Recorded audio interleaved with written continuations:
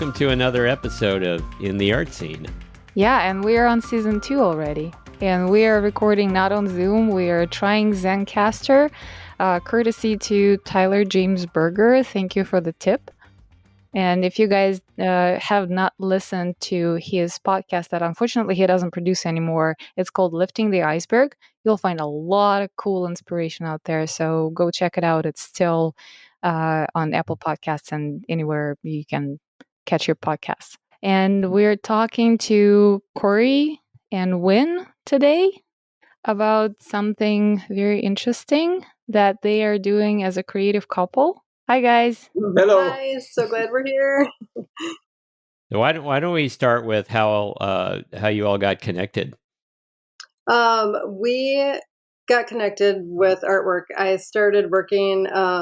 I do other artwork besides the things that we work on together, and I started doing these little fun monsters just as a sort of a daily challenge that was going on. It was just a fun thing, and I would kind of do a little one of the day, and then that kind of evolved that, and I thought about doing a bigger book or a coloring book. And I had met Winn online through different art groups and artists and interests, and we started talking, and he does a really cool art style that is very different from mine, but it's very flowy, and his ink lines I thought would be a great match to do a coloring book with. And so for the past 2 years, we've been working on that in between everything else, and that's kind of how, we just met online that way. So yeah, basically we met online as artists, and I asked him if he would work with me doing these coloring books. And he said, yeah, and we just kind of been working together. He also does our website and all of that other technical stuff. So it's sort of like, he does these things that I'm not good at, and then I do some of these other things. So it's been a nice mix. Sounds kind of like our relationships too. Well, a little bit. Well, okay. That's another story too. Did I put you on the spot, honey? No, just a different, there's a story arc. And I'm also curious how, because you are on our show because of a connection with Galena. Maybe we can talk about that for a moment, how this came about. Oh, that was very easy. I started following Cori because I fell in love with her creatures. I adore it. I don't know. There's something about your style with all the little animals and the monsters that you're doing that brings me back to my childhood. And I don't know how many people have told you that, but they're not just adorable, they are homey. And I don't know, there's something about it. And yeah, so I actually wanted to ask you how you came up with this style. Was it a development, or was it something that you've been doing, like, I don't know, forever? Yeah, no, I think, I'm an oil painter, and I've worked in acrylic and watercolors and done lots of different things.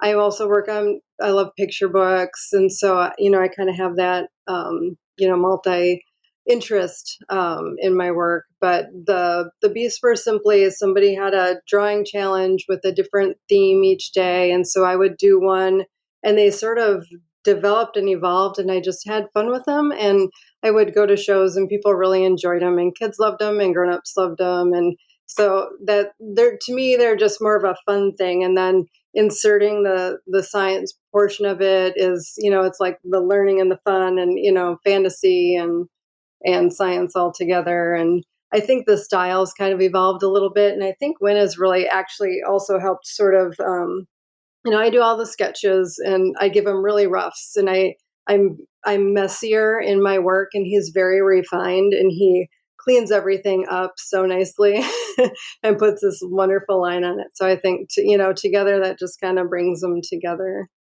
But. So can you describe your process in a little more detail? You talked about being messy and then Winn cleaning them up.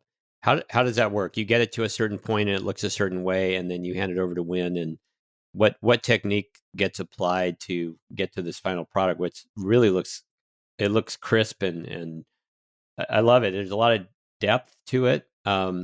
It's a really neat style. I don't even know how to describe it. I'm not an artist, so I don't have the jargon My wife would do a better job. I would say something and she'd go, "That's not what that is." So, but yeah, that's my long-winded question. How do you guys work together? What's your process? Sure. Well, I usually do my pre-sketching on the iPad with a digital pencil for these, and I will do them kind of loose and somewhat messy. And I've learned to be not quite as messy because then I print that out and give it to him, and he inks. Yeah, I use a Rapidograph pen and just start inking it. My artwork has a lot of ink work. I do oil paintings as well, but I've done now for past 10 years or so these little surreal drawings that actually came from doodles. And but yeah, I've always inked. So I have a graphic arts, education. So it's just something I've always done. And so yeah, so he'll put the ink on a paper like a watercolor paper, and I've had to make him switch papers because I didn't like the paper he loved. So where give and take comes. But yeah, and then I'll once he inks it, then I will graphite them and then use watercolor over it. And then he is the one who put all of the work together in the book for the coloring book that we just did and finished up, which was so exciting. So he did all of the outlines for that on his own. I didn't have to do that. I basically take her sketch and put a piece of watercolor paper over it, and then I just go in and ink with my type of lines. Well, you mentioned something called Rapidograph pen, which I'd never heard of. What is that? It's a technical pen. It's you reusable, so I fill it with ink each time. It's I got it when I started art school. That was in my, when we went to orientation day, we got our portfolio and, I break it open and there's a set of these pens in there, and they're kind of finicky. I mean, you got to shake them, and they're little mechanics, little wire. I think I know what you're talking about. Yeah. So yeah, it's, there's a little wire inside of it, and I have to keep them real clean, so it's a lot of cleaning and stuff. But I've had some of these pens for probably 30, 40 years. Well, wow. Yeah. Oh, wow. He uses a different thickness for the different line thicknesses, and I usually stay with one at this point and just kind of work, so it just really gives a good clean line, and it's using like India ink, so it doesn't do a lot of bleeding. Yeah, so I can watercolor right over it, and it doesn't affect it at all. Yeah. And you do this, is this strictly for the coloring book, or is this all of your images that I'm scrolling through here on Instagram? Do you work together on all these? I think almost all the Beast stuff we work together on. Yeah. I did do a couple oils. The oils I just do myself because that's a different process altogether. But yeah, all of the ink and watercolor, that's all. Yeah, we just jointly do it at this point to kind of maintain the consistency too. So I have a question for Winn. Mm-hmm. So when Cori reached out to you and said, "Hey, I have those cool beasts, and I wanna do a collaboration with you," what did you think? Oh yeah, I was totally into it because I had been following her. That's basically how we met. It's like through and Instagram. Was basically just I really liked her work, and there was a big group of us that kind of, like a big circle of us that kind of all followed, made sure we followed each other and liked each other. And I always liked her stuff, so I went and saw some of her work and her collective's work down in LA. And but yeah, as soon as she said that, I was like, oh yeah, I'll definitely do that, because I really like her style. And then inking's just second nature to me now at this point. It's just been something I've always done. So does the book have a story, or is it just a bunch of little creatures and those beasts that you're drawing together? What this book is, it's a sort of a mesh between like a natural history book of plants and then made up creatures, and I kind of meshed them together. So you have on one page this sort of made up scientific name that's got a bit of real information, and then some that is kind of put in. most of the descriptions are all, where the plant came from, what their, their history and that kind of thing. And so that's on one side, and then the plant is on the other side. So we have about 26 in that book. And then we're also working now on legends and lore, so some mythical creatures and stuff like that. Excited about that. And Very hopefully cool. that one won't take us 2 more years. These projects take a while. Yeah, and what was really cool is like I always like to compare, like with The Simpsons. When you first watch the first Simpsons, they're very rough, but now Homer and all of them are very, they've really evolved over time, and they're very clean. And that's we redid a lot of them from the first drawings. I mean, the first drawings she had, and we inked them, and then little by little, she's like, "Well, I don't like this," and now it just. One day it was just, hit just right. And so it'll be a lot easier, I believe, this time. Yeah. I think you could say the same thing about our podcast.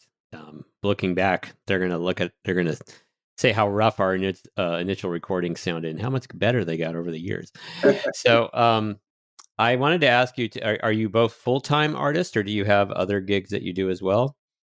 I also work part-time in the local library as an aide, but then otherwise I do work pretty much full-time at home, both as an oil painter and then doing the illustrations and working on picture books.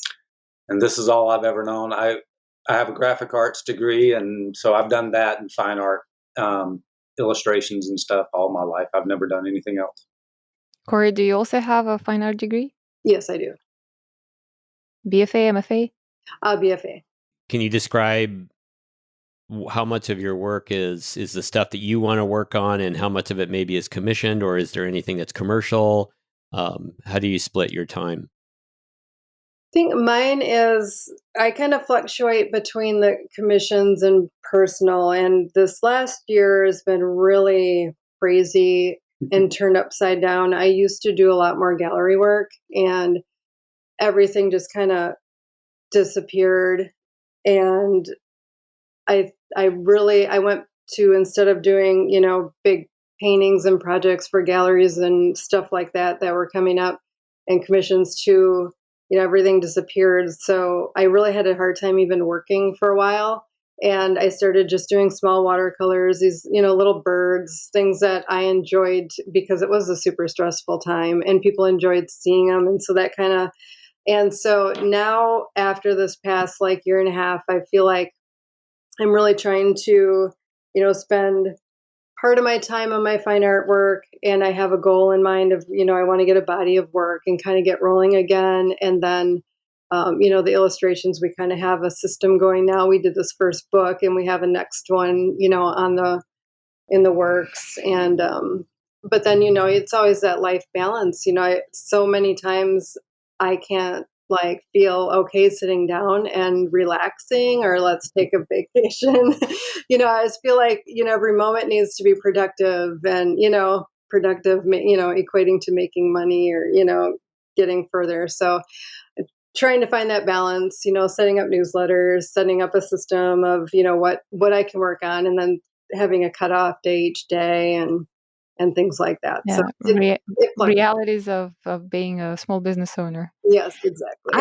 I have a different question for both of you. So, 2 years, or almost 2 years, it's a long time working together on one project. And we were just chatting before starting the recording that we this podcast is our creative project as a couple, and we're having our fair share of discussions, agreements, disagreements, how we're going to do things. I obviously have my idea.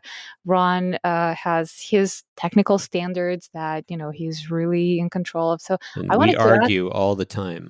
All the time. Yeah, I was trying to put it nicely. Can I show you my black eye? I wasn't going to say anything. Let's be honest, because the listeners need to know what, if you're going to work as a team. It's not always going to be wine and roses, right?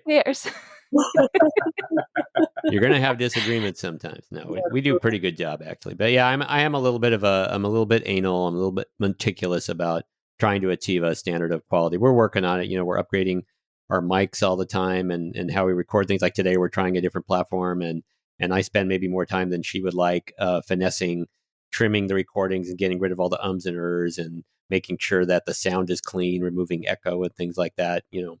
Well, that's not the point. My question is what it's like for you guys to work together. So 2 years is a long time, and you were working on one book together, illustration after illustration. So what was it like for you? Well, I think for the most part, fairly smoothly. I know that he is more particular about some things too than I am not. If there's a little piece of hair in my oil painting, I'm just going to be like, hey, it's an animal painting. People love animals. It's coming with, and he's like very clean on his table, and the same, with scanning, I'm like, I'll put it on my computer and it's willy nilly and then I can't find it. And, and he's, very organized. And yeah, I cleaned off my computer desktop the other day. Yeah. So I know there are things that he is better at or has different focus on than I am.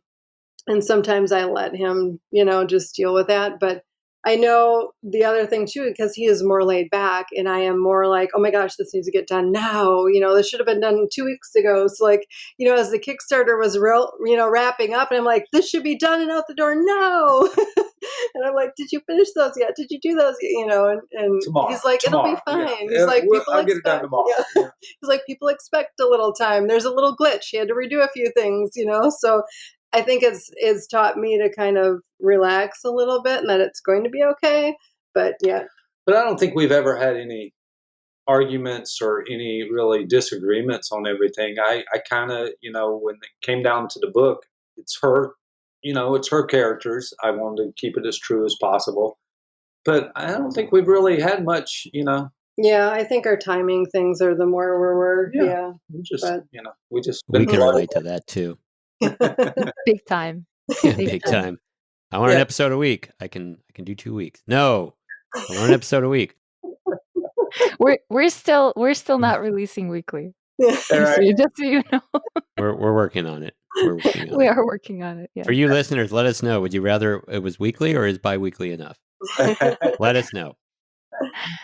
Well, okay, so that's the production part. And creative part, I understand that you wanted to keep the characters true to the original style as Cori created them.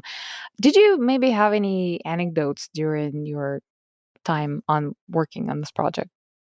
I don't know. I thought it was kind of funny as we're getting to the end of the project and he's putting it all together and he it's been a while since he used InDesign. So he was like, oh, I'm going to do some Photoshop. And so he gets it all going and that's just not going to work out. Because when you do a book, to upload it in their way, so they didn't want it in Photoshop. So I basically had to go back in and redo the whole layout in InDesign to get it printer ready. Yeah. And then I sent the wrong file in. So we had to, it took like an extra week because I sent because all the pages need to be laid out. And we learned so much about book publishing doing it ourselves. But so we sent the wrong one in and then it took another extra week for them to even review that. And it all worked out. But speaking of book publishing, how are you publishing and where can we expect to find the book? We used BookBaby because we published it ourselves. A lot of artists will do their own independent books instead of trying to go through the process of getting an agent and publisher. And this is just, it's something that we kind of owned all the artwork and info to and just wanted to get it out there as a first project. So we used BookBaby. And then right now it's just available through their site. Then we do have a few copies here, but we're sort of trying to figure out what our best mode is. Then, we live in, being here in Portland, we have a lot of local bookstores, but we still are kind of in lockdown. So like Powell's isn't taking any submissions of local art, authors and things like that. So we're kind of off to get on that soon. But yeah, right now you can get them through BookBaby. They have a little store on BookBaby. Yes, we have a link off our Instagram and website right now, but it's been pretty low key. It was just a kind of a learning curve of how is this all going to work and learning ISBNs are connected to who you publish with and things like that. So we'll see what happens with our next one. We might do it a little bit differently, but we're pretty happy with the quality of the book. So I have two questions in one. So if I heard you correctly, you mentioned the Kickstarter, right? Mm-hmm. So you came up with this idea and you decided to finance the project with the Kickstarter. Yes. I would like to ask you to kind of walk us through this, like the whole thing from a light bulb, we have an idea, to going through Kickstarter. How was that for you? How many people respond, or what's in terms of response? How that was going for you? And a second question: how many books do you have in mind? Because obviously that's not going to be the only one, right? Right. Well, I guess, as far as the Kickstarter came in later after the idea took a while to kind of bring and put together. But then as we got to the point where a lot of the images were pretty much finished, and I had the idea in my head of how it was going to be laid out. We just thought, I had done small Kickstarters before with little pins and things like that. So I was like, this might be a great way for us to get it published and just get a good chunk of them first. Because you can do a lot. Somebody had mentioned, go ahead and do it through, Amazon publishing. That's just all print on demand. But we wanted to get a better quality in our hands and see how that worked. So we basically, I did a little audio of the project, described everything out, and kind of explained it to people. And then I used both my Instagram, and we have the Furbeast one, but it's really hard to run two different Instagrams at the same time. So that one's a little I know. activity. I feel your pain. Yeah. So I kind of did a little bit of advertising that way. We did get lots of friends and family, but we did get a lot of people who are not, who we didn't have supporting us before. So that was really exciting to see. It was a small run, nothing humongous, but it was a great first start and learning curve. So yeah. And then, like I said, we have the Beasts, the Legends and Lore one that we're starting to work on right now too. And then we have a lot of other ideas as well. She's got so many books, so many books listed that will eventually get there. So, yeah, we thought it would be fun to do one. One of my children is on the autistic spectrum, and one of her occupational therapists, I said it would be great because she can explain where she's coming from so well. It would be great for her to be able to describe, how she's feeling at certain times and what that looks like. And so I thought it would be kind of neat to work with her on something like that. And maybe the Beast would be good for that too. Yeah, and different ones. I think we shot around some Zodiac ones, just different themes. So. Do you ever look ahead into the future together and consider the possibility that publishing coloring books and other types of books and materials might become your full-time business between the two of you? Is that something you ever talk about? I don't know. I mean, we would like to see it get to that point where it would be, a major income. That would be nice. I mean, yeah, I think, as artists, we kind of balance multiple things a lot in order to make ends meet. So when, one thing is in the works, another one might drop off a little, and then, it kind of balances. But yeah, I think it would be nice to grow this into something more. I think it's fun. And maybe once conventions start opening back up again, because we're just kind of getting to the point where we'd like to get out and get into some art shows, and everything just kind of closed up. So yeah, but it gave us some time to work on this project and get it completed and being able to just focus on that. So you mentioned your children, and you mentioned the daughter who's on autistic spectrum.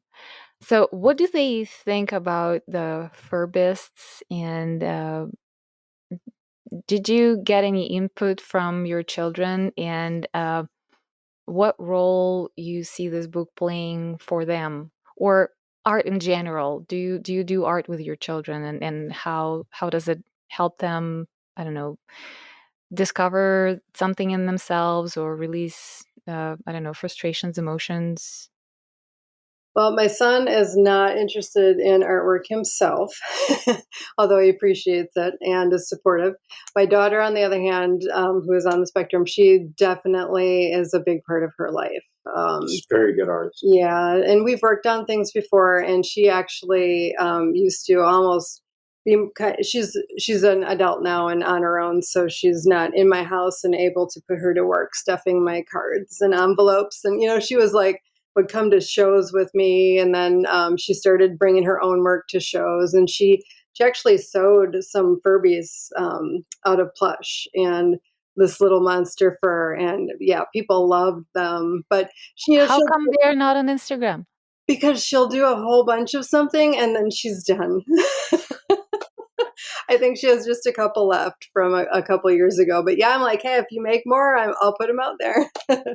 So yeah, she's definitely she's very creative, and that's a big part of her life for sure. Yeah, and I think she actually did some of the early. I was not digitally inclined when it comes to doing artwork.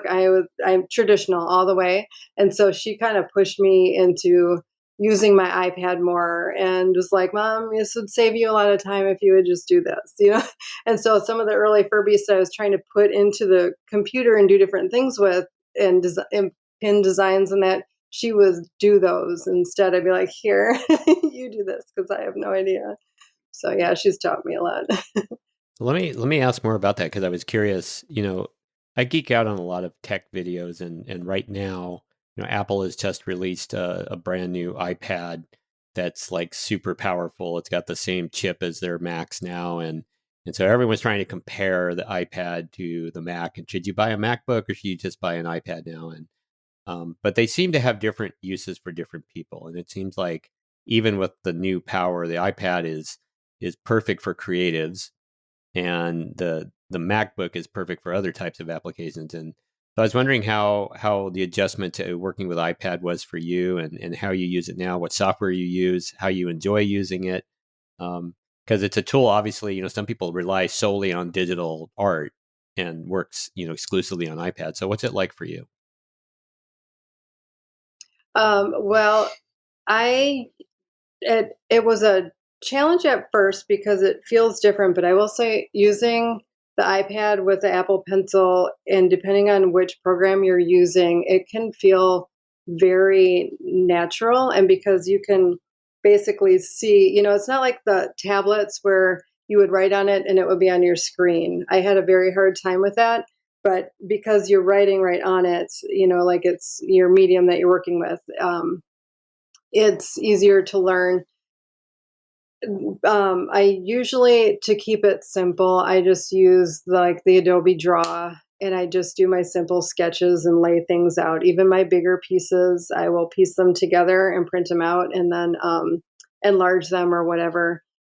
But I have played around with Procreate if you want to do things that are a little bit more in depth. It's got a great feel. Like I played around with it some, but I haven't done a lot of official work with it at all. But some of the different brushes feel very traditional, like with the watercolors and the pencils, and yeah, it's, I think, pretty easy transition compared to the old tablets. Yeah, I mean, coming out of being a graphic artist, I had to learn Mac, and I think my first was 1989. So it's always been one of my tools now, so just switching over to the iPad on certain things, I found it just to be, just as easy as the rest of it. I mean, I'm far more accurate, on the iMac, but that's just because I've had a mouse in my hand for so long, and I still like, being a person that does inks on, a tooth type of paper. I have a harder time drawing on it because it's so slick, so I don't draw as much on mine. I would rather just pull out my pen and draw. But when it comes down to graphics, with all the new apps that they have out now, especially Adobe, it's gotten really nice on the iPads. So, and I haven't had a laptop in years. I found laptops, yeah, they have their pluses that you sit on the couch and you have but I found them to be a little too, weak into getting the hardcore stuff like Photoshop uses. I mean, Photoshop's pretty major, for computer wise. It really runs the engine pretty, hard. So I still stay on the Mac a lot more when I do graphics, and then I do enjoy the iPad. It's really come a long way. Yeah, and it's really easy to move files now between things because of all the different cloud formats. So Adobe's got that built in, and then we have, the Apple computers, phones, and pads. So I'm constantly sending files and photos, reference photos, from one device to the other. No, I think that's fascinating because we've interviewed a whole season's worth already now, and we haven't really touched on. I mean, most people are not. I suspect, just from what we've heard, aren't necessarily using technology as much as you are in your workflow. And I expect, of course, a lot of people will stick with traditional media, but at the same time, digital can be such an enabler. Creating new formats and also just speeding up workflow, automating things too, I would imagine. So you will be surprised, honey. Times they are changing. A lot of traditional artists that I speak with personally are toying around with Procreate and yeah, just like Cori and Winn said, that it's so easy on the iPad right now. And just, this episode is not sponsored by Apple. No, they just own the market. I think, maybe I need to get you an iPad, Galina, because you don't have one yet. And here we are. Let's take a short coffee break. Are you enjoying this episode? If you do, would you buy me a coffee? I would really appreciate it. The link is in the show notes and on our website, intheartscene.com. Thank you for your support. Talking about it. Wink, wink, my birthday's coming. Yeah, your birthday's coming up. Yeah, well, when I've always been an Apple person, so it's just always worked because my first, not long after I graduated, one of the jobs I got was like, well, we have a Mac, so we're going to need to train you for that, and so I got like a 2-day training course, and then it was on. It was just one of my favorite things to do, so it became another tool. I mean, even some of my oil paintings, I would take like a little doodle I had on a napkin and I scanned it, went in and redid the lines, printed that out, transferred just the line work to a canvas and then painted. So I've used it in every aspect of my artwork in one way or another. Well, I can relate. I think, sorry, Glenn, I'll just get this thought in. I think I'm guessing you and I are roughly the same age, because I remember coming up on Macs in the late 80s in college and never looked back. And I've worked in marketing communications and do a fair amount of graphic design work, not to your level, but commercial for, brochures and websites and that kind of stuff, advertising. And it's been Mac all the way, and early adopter of iPad. And yep, I'm not a Procreate user, but big Adobe user. And now there's some other software on the Mac that's really, really good. The Affinity programs are really good. Pixelmator Pro is an amazing, inexpensive program, alternative to Photoshop. So there's so many, and that's on the iPad too. There's so many great options. But yeah, it really is. It's come a long ways, because I started on the first Photoshop. There was no undo. Yeah. Oh, I remember when Photoshop 3 came out and suddenly they had layers for the first time. Yeah. Oh gosh. And oh my God. 40 layers in half of my drawings. Oh my God. Well, I don't know how we did things without layers. Right. That's the Stone Age. Yeah. Well, even I remember that. Yeah, even when we didn't have to undo that I would have to basically save as. Yeah. Oh, right. And then go bring it back up, do my steps, and if they worked out, then I would save, and then it was this constant save as thing. And then I remember when they came out with the undo, I was just like, oh, this is magic now. That was one undo. Now you can do, the whole project can be undone, So you young whippersnappers that are listening right now, you don't know how easy you got it. Yep. And I was actually going to make a comment. You, as original Mac users, would appreciate it. I don't know if you have listened to any of the episodes we have released in the first season, but we had an artist who is 94 years old. Her name is B Gold, and she's she's not a digital artist. She's a very traditional. She's a painter and doing woodcut prints. But she's talking about her experience. She learned working on iMac back in the 80s when she was running a nonprofit organization. They were working with children with disabilities. And she is, to this day, a badass Apple user. I'm serious. She is surrounded by devices. She's got Apple Watch, iPad, iPhone, Mac. She is editing her own videos, putting them on YouTube. She's talking to Siri through her hearing aids connected to her Siri via Bluetooth. So yeah, she's like, I'm not even like, I'm not even close to it. That's awesome. I think I've had about every Apple product. Yeah. Yeah. That's I have. The only one I didn't have was the Newton. Yeah. Do you remember that one? Yeah. Yeah. I think my first one was a Quadra 605 was the first one I got at home, which was what, 35 megahertz or 25 megahertz. Yeah. At one point I was doing all over t-shirt for this one company when I was freelancing, and it was basically I'd have this huge image, and I would have to print it out and tile it together on the vellum. So I'd print out, move it, print, move it, print. But I got to the point where basically I would move it, save, restart the computer, bring it back up, print it, move it, save, restart the printer.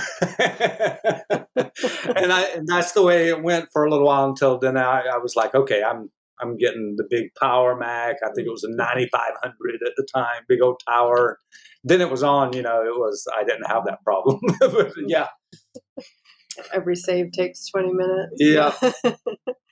Yeah, it's amazing. And I've seen a lot more traditional artists who move, and this always sticks in the back of my head. How I would put paintings together would be I would sketch things out, and then I would kind of piece them together in different parts, and I would make photocopies and enlarge them or make them smaller, depending. And then my daughter looks at me one day, she's like, "Mom, why don't you use your iPad?" She's like, "You'd be done in 5 minutes." And I've got all these pieces of paper and tape and photocopies, and I'm like, okay, it's probably a good idea, but it took me another couple years to get there. But, you don't know what you don't know. Yeah. And so like the iPad or the Mac or whatever device you're using has all kinds of, and software has all kinds of functionality that you don't even know is there. And once you discover it, it's like, why was I ever doing it this other way? Like, I could have saved so much time. Yeah. But I gotta say, there is something about this tactile experience, right? When you print them, put them together, you can feel the scale, you can touch it with your hands. There's something about it that you cannot get on iPad. Yeah. And iPad, you're limited in scale. That's it. Right. And I think that's why I do always love traditional work too. That, I use both as a hybrid and as a tool, but I just, I don't feel pulled to become a digital artist, even though there's so many fabulous digital artists out there, and that whole world is changing too. But yeah, I like the tactile experience. I still use a pen. So well, and coming from my background, which is music, you would have thought that with all the advances in digital technology that we wouldn't need people playing instruments anymore, but that's clearly not the case. Live music and people playing real instruments are just as popular as ever. Yeah. So it's nice to go straight to the computer now and not have to go into a studio. The recording is easier. The producing is a lot easier. You can do things at home and sound really pro. Yeah. You have to agree that having callus on your fingers from pulling the strings on your bass is nothing like, pressing the keys on the keyboard, right? On GarageBand on your computer. Well, it's like you just can't compare the fun or the tactile, like what you're talking about. And then if you're an audience, you can't compare listening to. I mean, the live experience. People pay lots of money to go see bands live for a reason. Mm-hmm. So I agree. Yeah. I agree. Yeah. Different energy too. Yeah. Mm-hmm. Yeah. And the same with paintings too.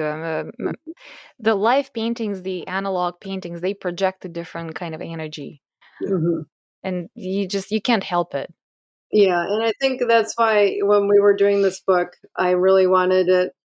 We could do it in the computer and spend the time and just do the lines that way. It would be just as easy. But I like how it comes together with that. Even though it ends up being printed out, there's still a different feel to it. I feel like that I enjoy.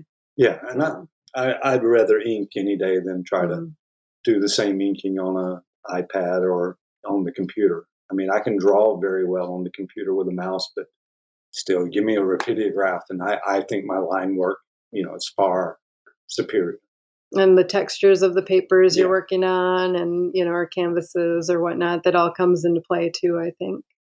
And it you can feel it because your Furbeasts, they do look very organic. There's something that you cannot do on a computer anyway.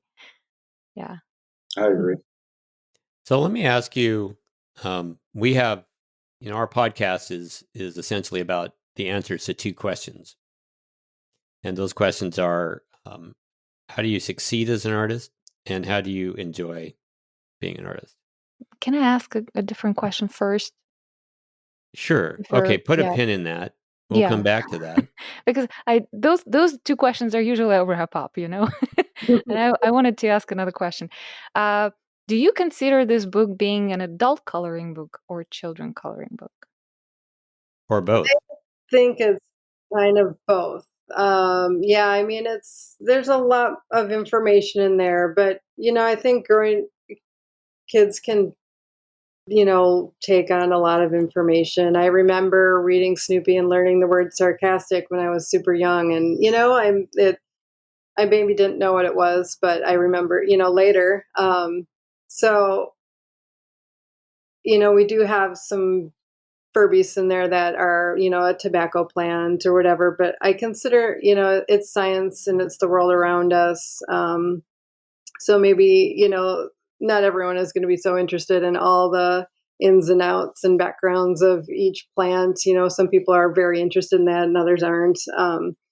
But I think there's a bit of fun to all of it. And I know kids that when we've been at events have really enjoyed the beasts, and we sell a lot of stickers, and we sell, a lot of little, pins and things like that. And the kids do love to come. And so that's part of an enjoyment. But I think, it is for both. It is kind of, for me, art is a relaxing thing and it's a stress reliever. The tactile part of it, when you're actually coloring or just spending time on something and focusing it and using your hand, and that is an anxiety reliever and sort of an enjoying thing, and you can kind of take some time out. And so I think, for me, I see it as anyone, any age kind of a thing.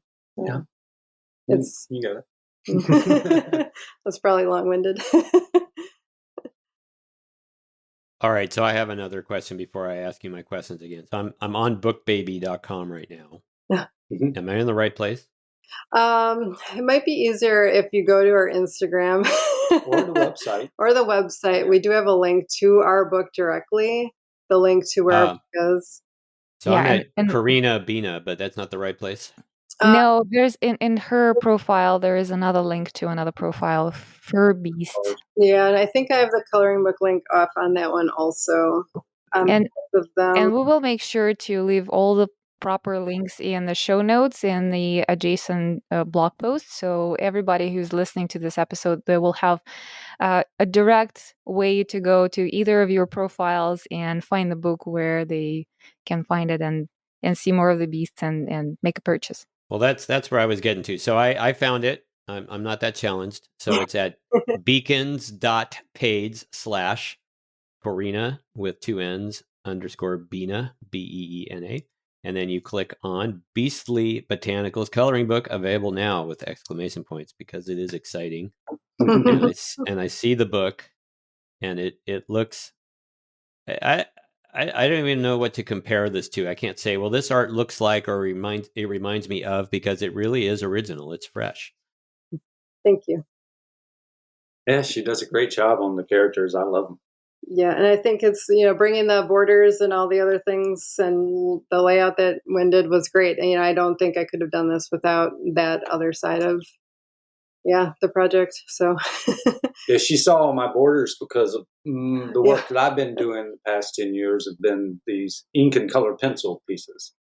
And so every one of them has a border. I have these little 6x6 sketchbooks, and I just fill them up. And then I choose ones out of it they'll be fully inked or whatever. And I'll go, okay, that's the one I want to do today. And then I start adding color pencils. And so that's the borders just kind of, I just switched over to do them with this, No, it looks great. And I'm wondering, do you recommend, for those that are going to color in this book, is there a best pencil, or is any kind of color device just fine? Can I use my Crayolas, or what would you recommend, or does it matter? It just depends on. Yeah, and I think I've had people send me pics that they've used some markers, that color pencils. I think whatever you have around that you're comfortable with is good, and it's fairly heavy duty paper. I don't know if you'd want to get too. I haven't tried watercolor with it, so I don't want to say, but markers seem to be fine with it too. But yeah, definitely color pencils, crayons, whatever seems to move you. Yeah, don't put people in a box. Yes. I was just curious. I don't even know if that question should be kept in the edit, but people have asked. So yeah, it's one of those things too. When we were printing the book, I'm like, what kind of paper? Because you don't want to, get just novel paper, because you're gonna just draw right. Yeah, I think it's a great information, because people want to know whether it's suitable for only dry medium or wet medium as well, right? Yep. So yeah, I think it's a great information. Yeah, well, we did offer digital with the Kickstarter, a digital version. So I know some people had printed it out also. So I know one girl had worked, she uses lots of watercolor that she gets, somebody hand makes these pigments. And so I think she wanted to use those. And I said, try printing it out on a thicker paper even. So yeah, that might be something we might offer too. But we did only offer it in the Kickstarter originally, because it's hard to, you don't want to sell an ebook online that you have to print out. One of those things to work through. Are you going to collect people's versions of colored beasts and have a little gallery? Yeah, I think that would be cool. I just got another one earlier today, so I thought we should collect them all. I've been sharing them in stories every once in a while when somebody sends them over in Instagram. So it's fun to see. Yeah. That's funny. You read my mind. All right. I guess we are ready for the wrap-up questions. Okay. Take it away, honey. All right, we'll do this again. So our quest on this podcast, among other things, is we want to find out, how artists define success. So how do we all succeed as artists, and how do we find enjoyment as artists? So we'd love to hear your perspective on that. It's always, for me, it's always been what I was going to do since I was a kid. So it's just part of me now. And, I definitely have to draw to an extent. Now, I will have to say I had a rougher time once the COVID hit, that I kind of just, things kind of just slowed down to almost non-existent, no artwork. But it's relaxing. It's, I didn't realize this till I think it was Cori that told me that she was looking at my artwork and goes, "Oh, I see what you're," I see, because my stuff's all, I just start drawing, and It's intuitive, and it looks intuitive very much. Yeah. Once it gets to a certain thing and I say, oh, well, that kind of looks like this, then I'll push it a little bit more that way. But I just go at it. And so it's that, I hate to say therapy, but I guess it is, because she was finding things that in there that was like, oh, this was probably bothering you during this time, whatever. So with me, it's part of my life. I can't be without it. It's just, that's me, so. Yeah, I think there's a lot of different facets to success. We all want people to enjoy our work, I think. But I think as I get older in my work, I'm finding, like, especially through this last year, as everything sort of evolved, I want to find it from, deeper at what's inside of me versus trying to chase the commissions all the time. And of course, financial success is also, great and wonderful, but be nice. Yeah, but it's something that I've been doing also since a child somewhat. And then, not, not like it was the only thing I was doing, but, I think just being happy with your work and progressing, and always working on a new project and having that there. And it is, I think, for me, my artwork has been a place, and I don't want to say almost like therapy, but it kind of is. And it's a place of connection. I've connected with some really wonderful people, locally wherever I was living, and or online, and just some really wonderful and supportive people, and other people sharing their stories and their work. So I guess that's what it is. And that's the value I find in it. That's one of the biggest reasons for us to produce this podcast as well. Yeah. Yeah, that's definitely been a recurring theme that I've noticed throughout all of our interviews. Mm-hmm. I gotta ask you the last question, and that should have been the first question, actually. Where did the handle Karina Bina come from? Oh my goodness. So I made that way before I even knew what Instagram was. And of course, the first picture I ever posted was a cat. So my name, sometimes I love the fact that you can't tell if it's a man or a woman's name, because in the art world, so I've gotten to place and they're like, oh, you're a woman, and I'm like, would you, wanted me to come if I wasn't, the whole, it's a man's world kind of a thing.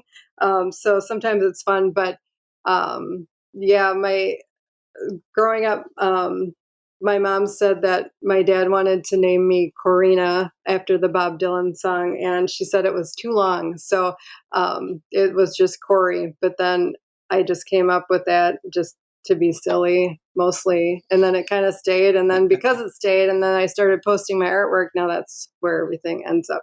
I mean, that's what I knew her as. Yeah. For, yeah, it's so funny. Until we really started talking about getting artwork. Yeah, it is so weird, because you meet people through Instagram and you start connecting with them. And I've even shown with people in galleries, and I'm like, I don't know your real name. I know your Instagram handle. But yeah, kind of funny. It is funny, yeah. I have a few friends on Instagram that I don't know their real names. Yeah. It's kind of, when you're texting with people, it's a little awkward. Yeah. But yeah, I totally get it. Yeah. All right, I guess that's the good place to wrap up. And then we're so grateful for you guys to come on our show and sharing how you work together, and your inspiration, and everything that's ahead of you in terms of the book production. And yeah, it was really great. We enjoyed it. Yeah, thank you so much for having us. Really enjoyed it.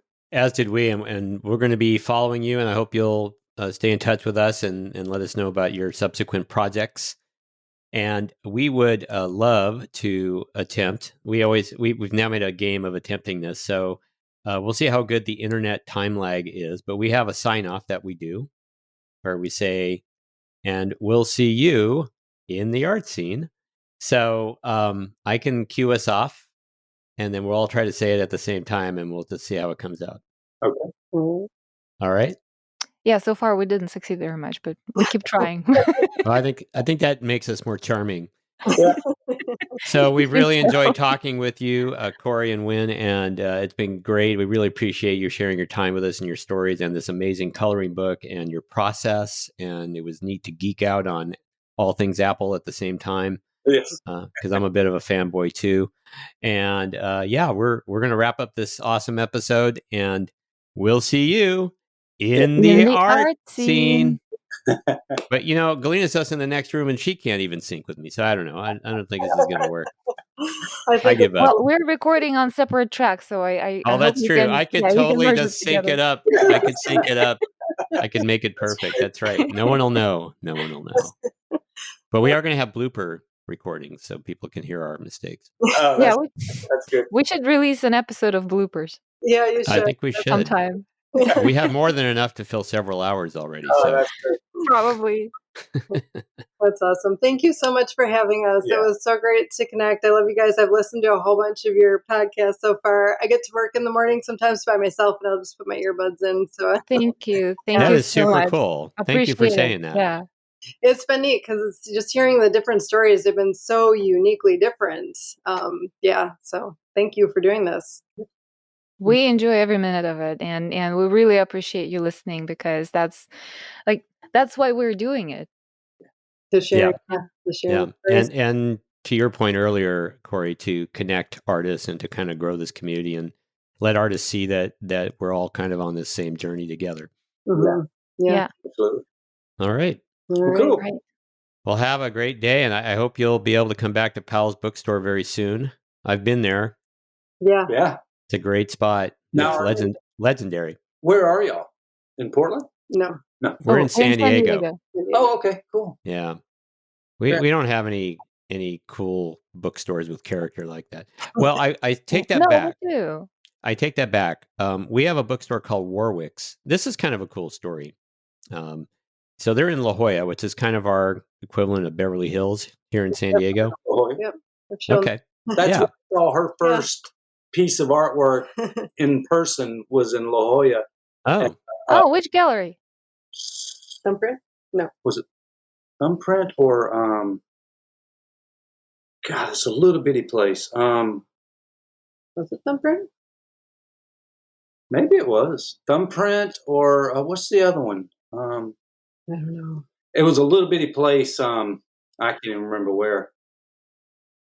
But drove all the way down there. Actually stopped in Riverside and got to see Michael Whalen. I don't know if you know him. Oh yeah, absolutely. Cool. Yeah. The big whale pictures. And this has been he's one of my favorite, because I've loved Michael Moorcock books since high school. So I've always loved that artwork, and that was the first time I ever got to see his artwork. So I went there, saw his show, then went down to La Jolla, saw Surreal Dream Show, which had her work in it. That was the first time I ever saw her work live. But I think it was Thumbprint or I keep thinking Square.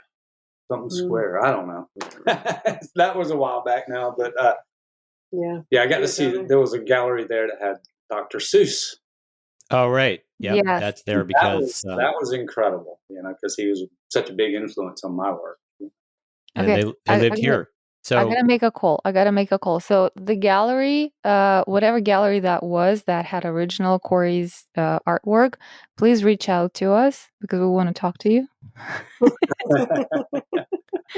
So the bookstore is called Warwick. They've been there a long time, but between COVID and Amazon, they were on their last legs. They were about to go out of business. And actually, well, I'm not sure if I'm telling that story right. Here's what happened. The landlord sold the building. So, and times were tough, but the landlord sold the building, and the new landlord, the lease was going to be more than they could afford to maintain. And they've been there for 25 or 30 years. So a bunch of patrons got together and pooled their money and chipped in on the new lease for them. Oh, wow. Nice. So the community came together because they wanted to keep their community bookstore. Yeah. And so now they're in business. I wonder how many stories like that are going to come out from this past year, because I just remember being here. So many iconic things were like, oh my gosh, we're not going to make it. And then, they would do these little fundraisers. And so, it'll be interesting to see. That would be what was the other one that about shut down? They got moved out. Well, there was